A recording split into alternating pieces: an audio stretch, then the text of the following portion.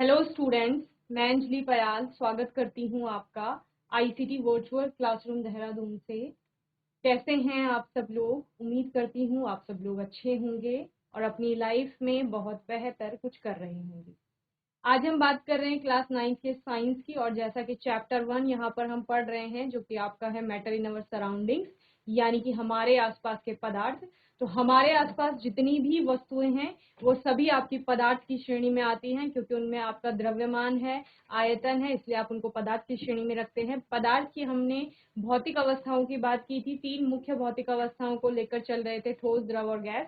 इसके अलावा हमने बोला था कि क्या पदार्थ अपनी अवस्था बदल सकता है, तो आपने कहा था कि तापमान के प्रभाव से और दाब के प्रभाव से, यानी तापमान बढ़ेगा या कम होगा, और प्रेशर यानी कि दाब अगर कम होगा और ज्यादा होगा तो उससे आपकी अवस्था में परिवर्तन देखने को मिलता है। ठीक है, यहीं पर आपने कहा था कि ठोसों का एक आपके किसी भी पदार्थ के लिए एक मेल्टिंग पॉइंट होता है और एक बॉइलिंग पॉइंट होता है, और वो वैरी करता है, यानी कि अलग अलग पदार्थ के लिए अलग अलग मेल्टिंग पॉइंट होगा और अलग अलग बॉइलिंग पॉइंट होगा।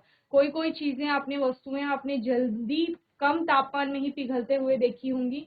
कुछ वस्तुओं को आपने देखा होगा कि आग के संपर्क में भी है, बहुत ज्यादा ऊष्मा उनको दी जा रही है, बहुत ज्यादा टेम्परेचर है, तब भी वो नहीं पिघल रही है, बल्कि बहुत अधिक जब टेम्परेचर हो रहा है तब वो पिघलना शुरू कर रहे हैं। ठीक है, तो इस प्रकार मेल्टिंग पॉइंट की बात हुई थी। बॉइलिंग पॉइंट की बात हुई, जैसे लिक्विड्स आपके होते हैं तो वो वेपर्स में कन्वर्ट होना स्टार्ट करते हैं, यानी कि आपका वाष्प में बदलना शुरू करते हैं, तो उनका बॉइलिंग पॉइंट भी अलग अलग होता है। इवेपोरेशन की बात की थी, फ्यूजन की बात की थी, आपने लेटेंट हीट की बात की थी, तो सारा हमने टॉपिक में पढ़ लिया था अपने चैप्टर में।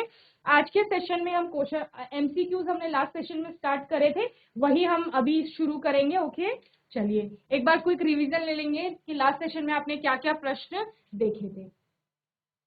चलिए स्टार्टिंग से देख लेते हैं कौन कौन से क्वेश्चंस आपने यहाँ पर पढ़े हैं। ठीक है, तो पहला प्रश्न आपने इस पूरे जो आपका चैप्टर है उसमें पढ़ा था, give reason for the following observation, यानी कि जो आपको यहाँ पर प्रेक्षण दिया गया है उसके लिए आपको कारण बताना है, और ऑब्जर्वेशन क्या है, the smell of hot sizzling food reaches you several metres away, but to get the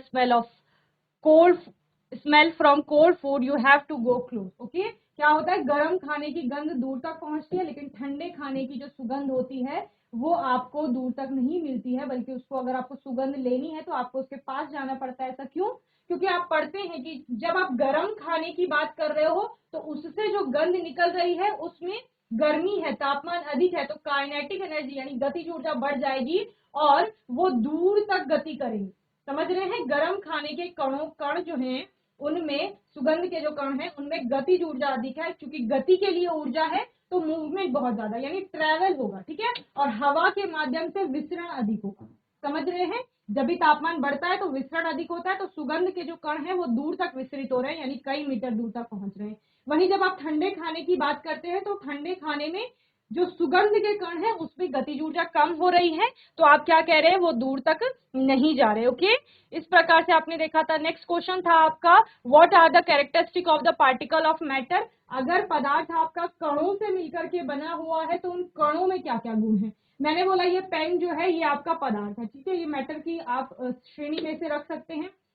इसके क्या ये किससे मिलकर के बना हुआ है, आप कहते हैं ये छोटे छोटे कणों से मिलकर के बना हुआ है। जैसे आपने एक दीवार की बात की, दीवार आपका पदार्थ है, वो दीवार किससे मिलकर के बना हुआ है, वो ईंटों से मिलकर के बना हुआ है, तो ईंटों के क्या क्या गुण होंगे, उसी प्रकार आपका जो पदार्थ है जो कणों से मिलकर के बना हुआ है उसके क्या गुण है। तो आप कहते हैं कि जिस प्रकार से ईंट एक दूसरे से जुड़े हुए हैं, उनके बीच में एक अट्रैक्शन का बल आप लगाते हो, उसी प्रकार पदार्थ के जो कण हैं उनके मध्य एक आकर्षण का बल लगता है। इसके अलावा आप क्या पढ़ते हैं कि जो कण हैं उनके बीच में रिक्त स्थान भी होता है, और जो कण होते हैं वो लगातार गति की अवस्था में होते हैं। ठीक है, तो ये आपने गुण पढ़े थे। तो पार्टिकल हैव इंटरमॉलिक्यूलर स्पेस, यानी कि इनके बीच में क्या है, अंतर आणविक स्थान है। पार्टिकल हैव इंटरमॉलिक्यूलर फोर्सेस, आकर्षण का बल है, एक दूसरे को कण आकर्षित करते हैं। Particles of matter are moving continuously, यानी कि ये लगातार गति की अवस्था में होते हैं, जो कण है वो लगातार मूव करते हैं। वो डिपेंड करता है उनकी फिजिकल स्टेट पर, यानी कि उनकी भौतिक अवस्था पर निर्भर करता है। अगर ठोस होगा तो गति बहुत कम हो जाती है, मोशन मूवमेंट कम हो जाता है। द्रव अवस्था है, थोड़ा अधिक है मूवमेंट। गैसीय अवस्था में बहुत अधिक हो जाता है। क्लियर? और पदार्थ के कण बहुत छोटे होते हैं, ये आपको पता ही है। इसके अलावा आपको यहाँ पर कुछ पदार्थ दिए गए थे जिनको आपको क्या करना था, उनकी डेंसिटी, जो डेंसिटी होती है यानी कि घनत्व, उसके बढ़ते हुए क्रम में व्यवस्थित करना था। तो घनत्व बराबर होता है द्रव्यमान बटे आयतन। द्रव्यमान बढ़ेगा, कम आयतन होगा तो आपका घनत्व अधिक हो जाएगा। ठीक है, तो आपने इसको इंक्रीजिंग ऑर्डर में लगा दिया था। हवा जो है उसका घनत्व सबसे कम होगा, सबसे ज्यादा हल्की होती है और आयतन सबसे अधिक कवर करती है। एग्जॉस्ट फ्रॉम चिमनी, चिमनी से निकलने वाला जो धुआं है, चूंकि उसमें अनबर्न कार्बन पार्टिकल भी आ गए हैं, आधे जले हुए कार्बन के कण आ गए हैं, या फिर और भी कई अशुद्धियां आ गई हैं, तो थोड़ा भारीपन आ गया है। ठीक है, तो यानी कि इसका घनत्व अधिक होगा एयर की यानी हवा की तुलना में। और आपने किसकी बात की, कॉटन, रुई। रुई भी हल्की होती है लेकिन चिमनी के धुएं से तो क्या होगी, भारी होगी। वाटर जो कि आपका क्या होगा, कॉटन से भारी होगा, कम आयतन घेरेगा। शहद, शहद की डेंसिटी और ज्यादा होती है, पानी की तुलना में थोड़ा डेंस यानी कि गाढ़ा लगता है आपको। ठीक है, चौक की बात करते हैं, इसका और अधिक घनत्व होगा और सबसे अधिक घनत्व होगा आयन यानी कि लोहे का। ठीक है, तो ये हुआ क्रम है घनत्व के अनुसार इन आपके पदार्थों का। Tabulate the differences in the characteristic of state of matter, यानी पदार्थ की अवस्थाओं में अंतर। तीन मुख्य अवस्थाओं की बात की थी, कौन कौन, सॉलिड, लिक्विड एंड गैस, यानी कि आपका ठोस, द्रव और गैस। और तीनों में हमने अंतर स्थापित किया था। यहाँ पर आप ठोस में आपने कुछ प्रॉपर्टीज देखी थी, वो बदल रही थी द्रव में आकर, और गैसेज में भी बदल रही है। ठीक है, आकार आयतन ठोस का निश्चित होता है, द्रव में आप क्या कहते हैं, आकार अनिश्चित है। अनिश्चित कैसे है, पानी को जिस भी बर्तन में डाल रहे हो उसी बर्तन का आकार ग्रहण कर रहा है, लेकिन आयतन निश्चित होता है द्रवों का। जबकि आप गैसेस की बात करते हैं तो इसमें आकार आयतन दोनों ही अनिश्चित होते हैं। क्लियर? और आपने दृढ़ता की बात की, ठोस आपके दृढ़ है, जैसे ये पेन है ये ठोस है, दृढ़ है, अपना जो शेप है उसको रिटेन करता है यानी बनाए रखने का प्रयास करता है।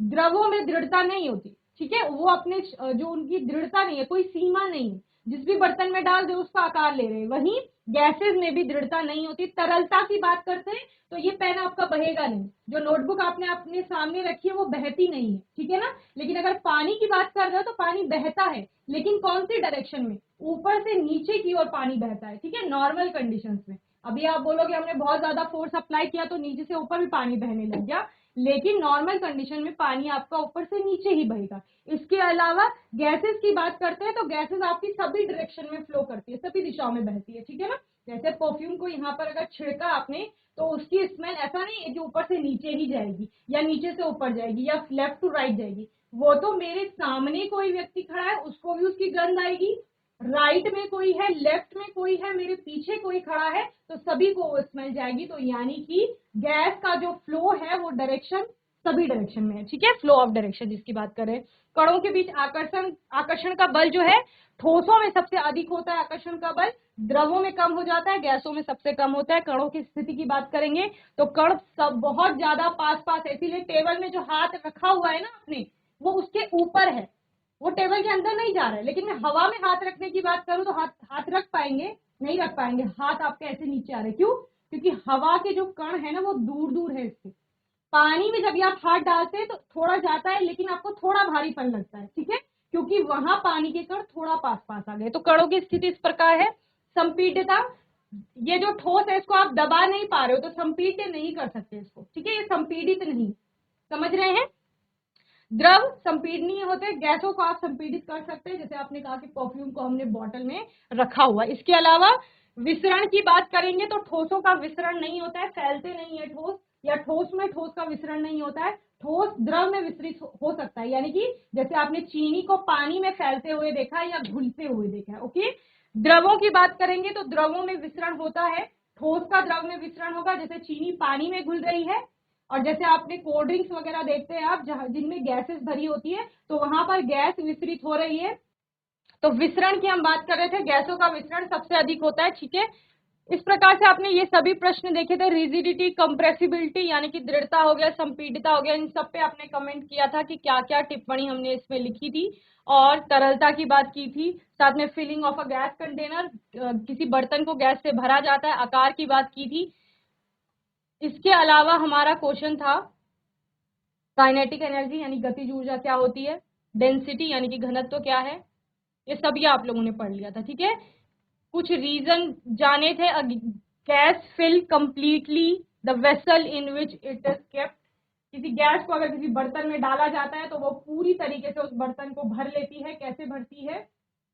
क्योंकि उसके कणों के बीच में आकर्षण का बल बहुत कम है और वो दूर दूर रहते हैं, इसलिए वो क्या कर रही है, पूरे कंटेनर को भर रही है और इसीलिए वो प्रेशर भी एग्जर्ट करती है अपनी वॉल्स पे, ठीक है, या बर्तन की जो वॉल्स हैं उस पर। ओके,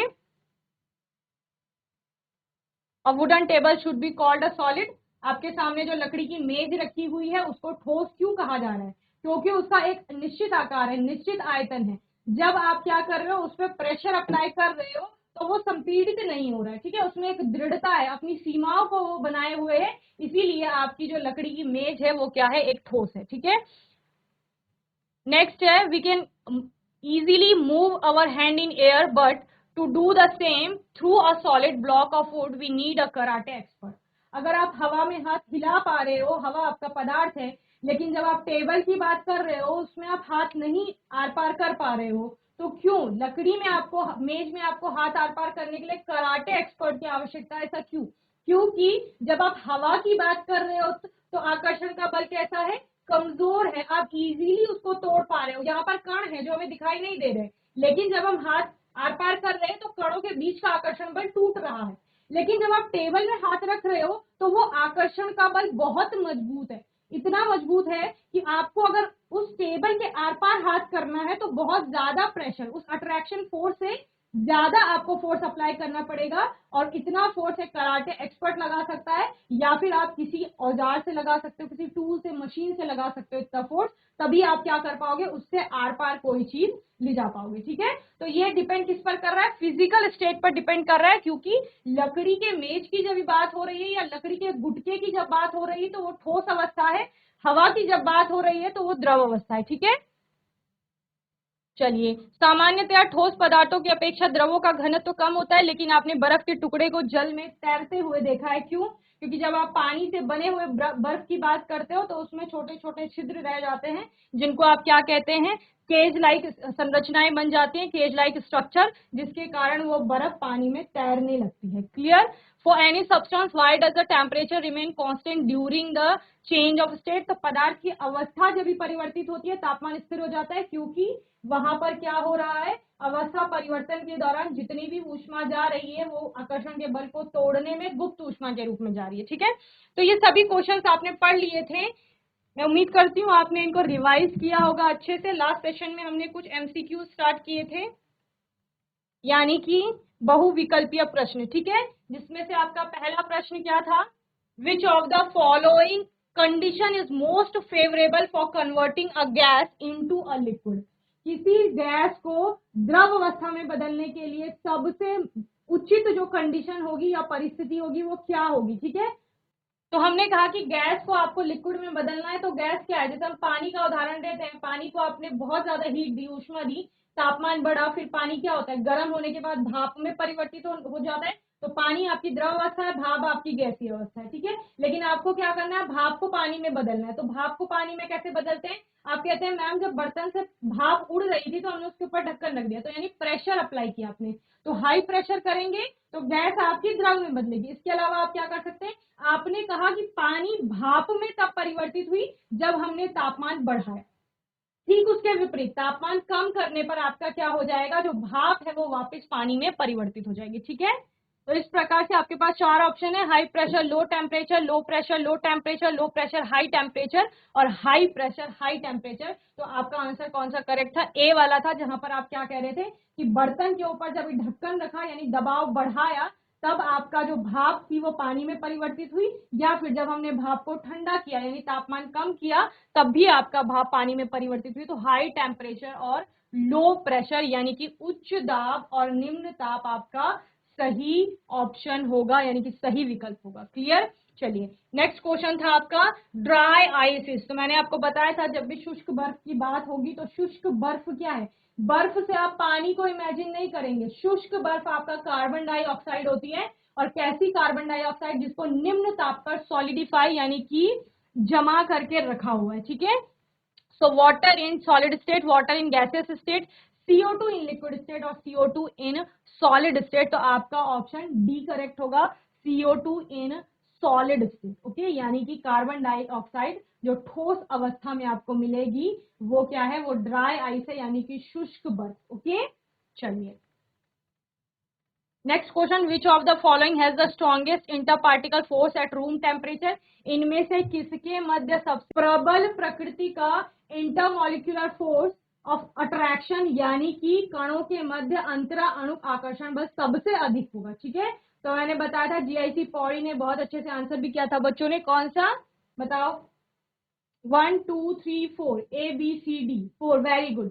तो डी वाला जो आपका है आयरन, जीआईसी पॉली ने कल भी आंसर किया था, डी यानी आयरन, लोहा जो होता है उसके कणों के मध्य आकर्षण का बल सबसे प्रबल प्रकृति का है, क्यों, क्योंकि वो ठोस अवस्था में, कब बोला गया है, एट रूम टेम्परेचर यानी कमरे के तापमान पर निम्न में से किसके कणों के मध्य सबसे प्रबल प्रकृति का अंतरा आणविक आकर्षण बल पाया जाएगा। क्योंकि आपने बहुत अच्छे से ठोस पदार्थ की, ठोस द्रव और गैस सभी के गुणों को पढ़ा है, तो यहाँ पर आपको ऑक्सीजन गैस है, वाटर ऑब्वियस आपका लिक्विड स्टेट है, ब्रोमीन की बात करते हैं एट रूम टेम्परेचर, ये भी आपका लिक्विड स्टेट में मिलता है आपको, यानी द्रव अवस्था में। तो क्या मिला, आयन यानी कि लोहा, और इसके कणों जो होते हैं बहुत पास पास होंगे क्योंकि ठोस अवस्था है, और आकर्षण का बल कैसा है, प्रबल प्रकृति का है, इसीलिए लोहे की कोई भी चीज सामने है उसको आप इजीली उसके कणों को दूर नहीं कर पाएंगे, यानी उसको तोड़ नहीं पाएंगे आप, ठीक है ना, उसके लिए आपको बहुत ज्यादा फोर्स लगेगा। चलिए तो आंसर क्या हो गया, D ion, okay. Next question, the boiling point of water at sea level is, समुद्र तल पे जल का क्वथनांक कितना होगा, ठीक है। ऑप्शन है 0 डिग्री सेल्सियस, 273 केल्विन, सी 373 केल्विन, और डी है 273 डिग्री सेल्सियस। तो मैंने आपको बताया था जब भी मैं आपको बॉइलिंग पॉइंट और मेल्टिंग पॉइंट पढ़ा रही थी, तो मैंने आपको समझाया था कि 0 डिग्री सेल्सियस पर आपकी बर्फ का तापमान स्थिर हो जाता है, चाहे आपने वो बर्तन गैस पे रखा है, अपना बीकर आपने बर्नर के ऊपर रखा है, आप उसको हीट दिए जा रहे हैं कंटिन्यूअसली, लेकिन जब तक आपकी पूरी बर्फ पानी में नहीं बदलेगी वो 0 डिग्री सेल्सियस तापमान स्थिर रहेगा। तो वो 0 डिग्री सेल्सियस क्या है, मेल्टिंग पॉइंट है, गलनांक है, यानी बर्फ पिघल रही है, ठोस आपका पिघलता है जिसको आप गलना कहते हैं। तो गलने का जो अंक है, यानी जिस तापमान पर कोई ठोस गल रहा है वो उसका गलनांक होगा। यहाँ पर बात किसकी हो रही है, बॉइलिंग पॉइंट यानी क्वथनांक की। बॉइलिंग पॉइंट क्या है, जब भी आप पानी को बहुत ऊष्मा दे रहे हैं और वो पानी भाप में परिवर्तित होना शुरू कर देगा, उस टेम्परेचर को जब भी आप नोट करोगे वो आपका क्या होता है, क्वथनांक, यानी कि बॉइलिंग पॉइंट, समझ रहे हैं। तो क्वथनांक आपका कितना होता है, आपने कहा मैम हमने बर्तन में पानी रख दिया, उसको हम उबालते रहे, ठीक है, हमने थर्मामीटर भी लगा दिया, अभी ऊष्मा दे रहे हैं कॉन्टिन्यूअसली, और क्या हो रहा है, 70 80 90 जैसे जैसे हीट दिए जा रहे हैं तापमान बढ़ रहा है। At 100 degree Celsius, 100 degree centigrade में हमारे थर्मामीटर में तापमान रुक गया, यानी 100 डिग्री सेल्सियस ही रहा, ऊष्मा आप दिए जा रहे हैं कॉन्टिन्यूअसली, लेकिन आपने क्या देखा, पानी भाप में परिवर्तित होना शुरू हो गई है, तो वहां पर अवस्था परिवर्तित हो रही है चूंकि, तो वो जितनी भी ऊष्मा आप दे रहे हैं वो कहा जा रहा है लेटेंट हीट ऑफ वेपराइजेशन की बात हमने चैप्टर में की थी, यानी वाष्पन की गुप्त ऊष्मा, ठीक है। सारी जो ऊष्मा है वो पानी के कणों के बीच का जो आकर्षण बल है उसको तोड़ने में जाएगा, जब वो आकर्षण बल टूटेगा तभी आपके पानी के कण वाष्प में परिवर्तित होंगे। और इस प्रकार से उसी 100 डिग्री सेल्सियस की बात कर रहे हैं कि समुद्र तल पर बॉइलिंग पॉइंट यानी क्वथनांक कितना होगा जल का, तो 100 डिग्री सेल्सियस। जीआईटी पौड़ी ने बताया था कि मैम 100 डिग्री सेल्सियस का मतलब होता है 373 केल्विन, ओके। क्योंकि जब हमें डिग्री सेल्सियस को केल्विन में कन्वर्ट करना होता है तो हमें लास्ट से लास्ट क्वेश्चन में शौर्य ने बताया था रीठा खाल से कि हमें क्या करना होता है, डिग्री सेल्सियस के टेम्परेचर में 273 को ऐड करना होता है, और वो किसका टेम्परेचर होता है, केल्विन का टेम्परेचर होता है, ठीक है। तो इस प्रकार से इसका आंसर क्या हो गया, सी 373 केल्विन, ठीक है। तो यहां तक के क्वेश्चन आपको समझ में आ गए होंगे। आज के सेशन में बात करते हैं एक नए और क्वेश्चन की, which condition out of the following will increase the evaporation of water. चलिए नोट करिए, ऐसे लिखिए, निम्न में से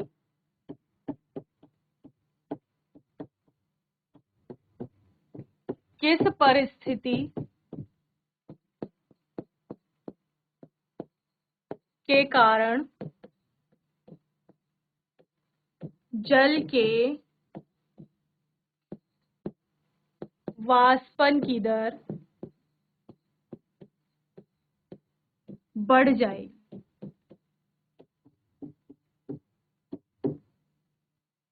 ठीक है, बताइए निम्न में से किस परिस्थिति के कारण जल के वाष्पन की दर बढ़ जाएगी। ठीक है, निम्न में से बोला है तो ऑप्शन देना ऑब्वियस है, लेकिन उससे पहले हमने कारकों की बात की थी कि आपका वाष्पन की दर को कौन कौन से कारक हैं या फैक्टर्स हैं जो अफेक्ट करते हैं। आपने बोला था मैम ताप करता है, ठीक है, सतह का क्षेत्रफल करता है, ठीक है, 4 हमने यहाँ पर पढ़े थे।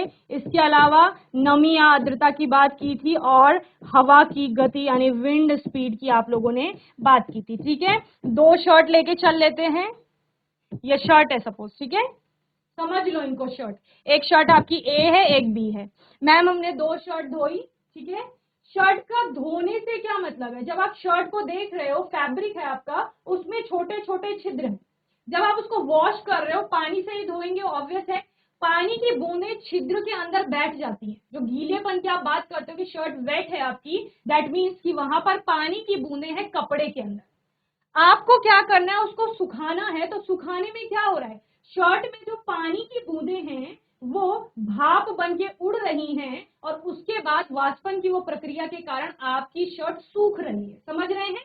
आपने कहा मैम जब आप तापमान की बात कर रहे हैं, यानी कि एक शर्ट मैंने ऐसे एरिया में सुखाई जहां पर तापमान बहुत अधिक था, गर्मी थी, एक शर्ट मैंने ऐसे एरिया में रख दी जहां पर तापमान कम था, तो मैं देखता हूं जिसको मैंने गर्म एरिया में रखा, सपोज मैंने ए को गर्म एरिया में रखा तो ए मेरी शर्ट जल्दी सूख गई, वहीं पर बी वाली शर्ट जो मेरी थी वो देर से सूखी। तो यानी तापमान का सीधा प्रभाव पड़ रहा है वाष्पीकरण पे, तापमान बढ़ेगा तो कपड़े जल्दी सूखेंगे, यानी कि वाष्पीकरण तेजी से होगा। इसीलिए क्या होता है, गर्मियों में आपके कपड़े जल्दी सूख जाते हैं, लेकिन सर्दियों में वही कपड़े सूखने में बहुत ज्यादा समय ले रहे हैं। सतह के क्षेत्रफल की बात करेंगे, मैम मैंने अपनी ए वाली शर्ट को बहुत फैला के रखा और बी वाली शर्ट को फोल्ड करके रख दिया, तो मैं देखता हूं कि मेरी जो ए वाली शर्ट थी वो जल्दी सूख गई और बी वाली शर्ट ने सूखने में समय लिया। यानी सतह का क्षेत्रफल भी डायरेक्टली क्या करेगा, अफेक्ट करेगा किसको, इवेपोरेशन।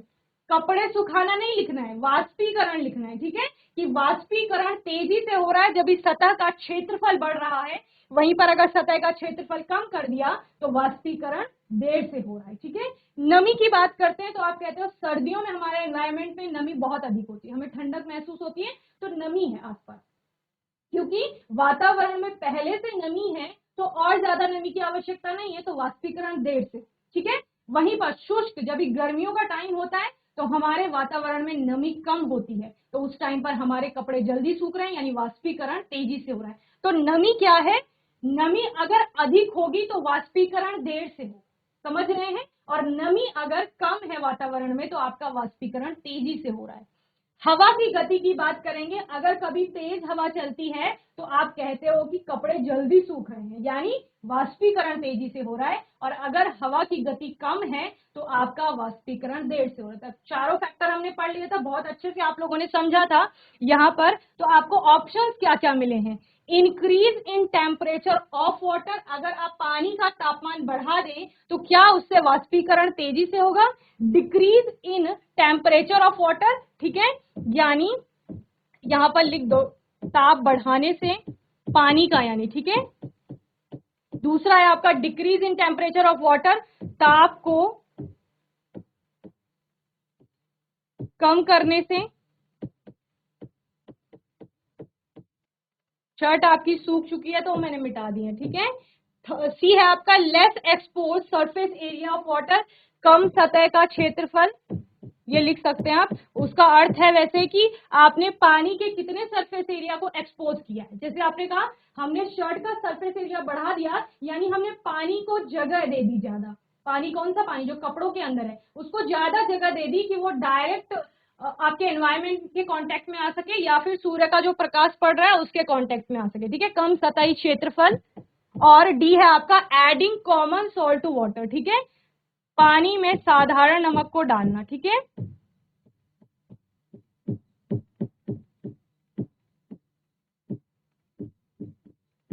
चलिए कौन आंसर करेगा जल्दी से बताइए। चारों ऑप्शन है, मैंने आपको अच्छे से एक्सप्लेन कर दिया है।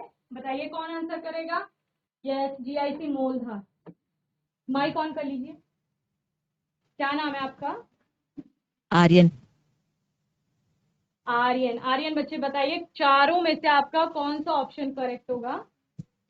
मैम फर्स्ट वाला ए, ताप बढ़ाने से।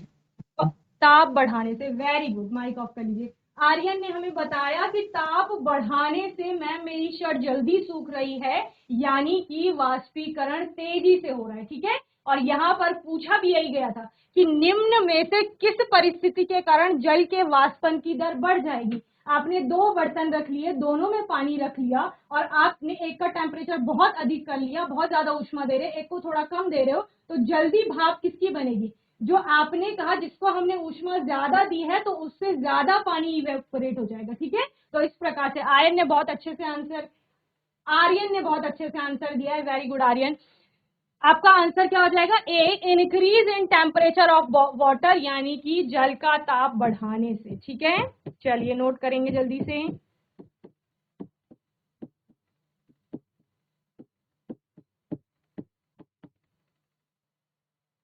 जीआईसी मोलधार। कोई और बच्चा माइक ले लो जल्दी से। क्वेश्चन है आपको, मैं पूछ रही हूँ वाष्पीकरण है क्या। जिस वाष्पीकरण के बारे में इतनी सारी बातें हो रही हैं वो वाष्पीकरण होता क्या है। चलो कौन बताएगा, हैंड रेस करिए जल्दी से। मोलधार। यस, क्या हेलो नाम है बच्चे आपका। मैम, नमस्ते। नमस्ते, क्या नाम है आपका।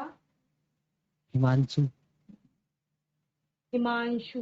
हिमांशु, हिमांशु ने भी हमें आंसर किया था लास्ट सेशन में। बताओ हिमांशु, वाष्पीकरण क्या है। मैम जब पानी को उबाला जाता है तो वह भाप बनकर उठ जाता है, इसे वाष्पीकरण कहते हैं। वेरी गुड, सिट डाउन बच्चे। हिमांशु ने हमें बताया कि मैंने पानी को उबाला और मैं क्या देखता हूँ कि पानी को बहुत ज्यादा ऊष्मा देने पर वो पानी अचानक कम होने लग गया बर्तन में। ठीक है, और यानी कि वो वाष्प में परिवर्तित होने लग गया। वाष्प यानी भाप, स्टीम वेपर जिसे आप बोलते हो। ठीक है, तो ये जो अवस्था परिवर्तन हो रही है, पानी क्या है, द्रव अवस्था है। भाप या वाष्प आपकी क्या है, गैसीय अवस्था है। तो पानी जो आपका द्रव अवस्था से गैसीय अवस्था में जा रहा है उसी को आपका वाष्पीकरण कहा जा रहा है। वही कपड़े सूखने पर हो रहा है। वही आपका कब हो रहा है, जब आपने कहा मैम हमने मटके में पानी रखा है क्योंकि हमारे घर के आसपास बहुत ज्यादा गर्मी हो रही है और हम क्या देखते हैं मटके के अंदर का पानी ठंडा हो गया है। क्यों, क्योंकि वो भी वाष्पीकरण की घटना पर ही कार्य कर रहा है। और मुझे बहुत ज्यादा गर्मी लग रही है तो मेरी बॉडी ने स्वेट करना स्टार्ट कर दिया और मुझे अचानक स्वेटिंग के बाद ठंडा फील होने लग गया। तो ये भी किसके कारण हो रहा है, वाष्पीकरण की। क्यों, क्योंकि मेरी स्किन पर स्वेट आ गया था जो कि एक प्रकार की वाटर ड्रॉपलेट्स हैं और इनको अभी वाष्पीकृत होना है, यानी उन पानी की बूंदों को भाप में बदलना है।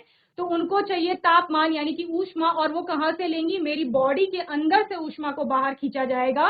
और क्योंकि शरीर से गर्मी बाहर आ गई है तो अब मुझे कैसा फील होगा, ठंडा फील होगा। ठीक है, तो मैं उम्मीद करती हूँ आज का सेशन सभी को समझ आया होगा। समझ आया, हैंड रेज करिए समझ आया है तो। Very good. तो आप लोगों को ऐसी पढ़ाई करते रहनी है जैसे हिमांशु ने, आर्यन ने जीआईसी मोलधार से आंसर किए, जीआईसी पौड़ी के बच्चों ने अच्छे से रिस्पॉन्स किया। सभी बच्चों को इसी तरह से पढ़ाई करते रहनी है। कोई भी आप लोगों का डाउट होगा, क्वेश्चन होगा तो आने वाले सेशन में आप लोग पूछ लेंगे। अपने आने वाले सेशन में हम फिर से कुछ और नए प्रश्नों के साथ आएंगे, नए टॉपिक्स के साथ आएंगे। और तब तक के लिए आईसीटी वर्चुअल क्लासरूम से जुड़ने के लिए धन्यवाद।